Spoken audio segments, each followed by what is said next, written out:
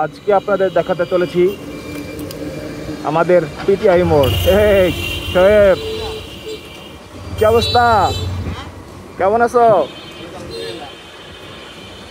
মিজান ভাই আসতেছে তাই নাকি? হ্যাঁ, মানে ওই গাড়ি ইয়াতে দিচ্ছে সার্ভিসে। সার্ভিস দিচ্ছ?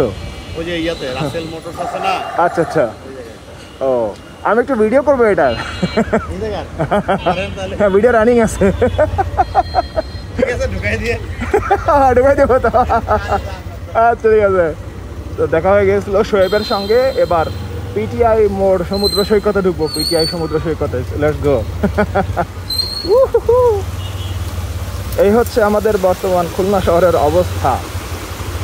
একটুখানি পানি উঠলেই কাহিনী খতম।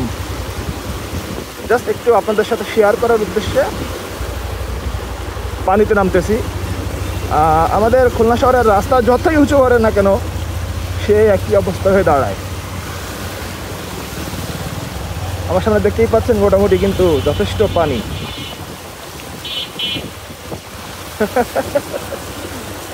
আমাদের রয়্যাল চত্বর পিটিআই মোড়ের এই ভেতরে বর্ষার সময় জোয়ারের পানিটা যখনই আসে তখনই বিশ্রীভাবে একদম পানিতে ভরে যায়। আর তার চেহারাটা কেমন হয় সেটা তো আপনারা দেখতেই পাচ্ছেন।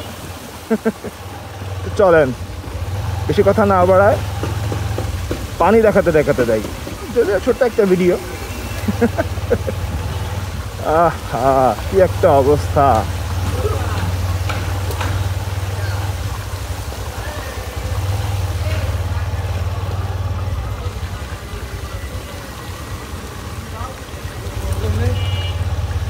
এই পর্যন্ত পানি টোটালি পাওয়া গেছে।